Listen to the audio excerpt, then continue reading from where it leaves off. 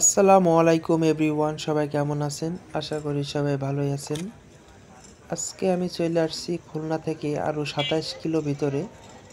এটার নাম হচ্ছে গাজীরহাট। এই স্কেলটা আমরা বিক্রি করছিলাম আরও 2 বছর আগে প্রায়।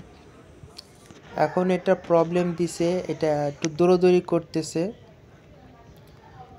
এটা হচ্ছে আপনার 6 লোড সেলের, চারপাশে 4টা লোড সেল আর মাঝখানে 2 পাশে 2টা, মোট 6 লোড সেল।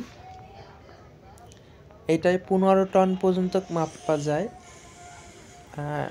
এটা আছে মিনি ট্রাক স্কেল, আপনারা মিনি ট্রাক এটাই উঠাতে পারবেন। এছাড়াও যদি আপনাদের বড় স্কেল লাগে সেক্ষেত্রে যোগাযোগ করতে পারেন আমাদের কাছে। আমাদের কাছে সব ধরনের স্কেলই আছে। মনিটরটা থাকে হচ্ছে তার অফিস রুমে, আর বাইরে বসে মাপামাপি হয়, সেটা দেখতেই পাচ্ছেন। এটা হচ্ছে আমাদের স্টিকার আঠা উঠে গেছে। এটা চালু করলাম এখন। এটা 15 টন পর্যন্ত মাপা যায়।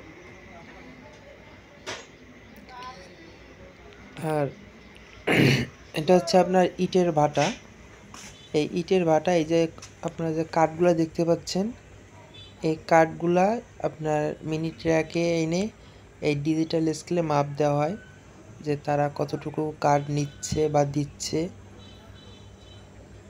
আপনার ইটের ভাটায় এই স্কেল যদি কারোর লাগে আমাদের সাথে যোগাযোগ করতে পারেন, আমরা দেবো ইনশাল্লাহ। এখন এটা দৌড়াদৌড়ি বন্ধ হয়েছে, আর এখন এটা শুধুমাত্র ক্যালিব্রেশন করতে হবে। কাজ করার পরে আপনার ক্যালিব্রেশন করতে হবে। মাপে একটু ঝামেলা দিছে। এখন কোনো গাড়ি নেই যে লোড দিয়ে মাপা হবে। কাজ করতে করতে অলরেডি রাত, মানে সন্ধ্যা হয়ে গেছে। আমাদের কাজ অনেক আগেই হয়ে গেছে, কিন্তু গাড়ি এখনও পর্যন্ত আসেনি। গাড়ি লোড দিয়ে অন্য স্কেলে পাঠানো হয়েছে মাপার জন্য।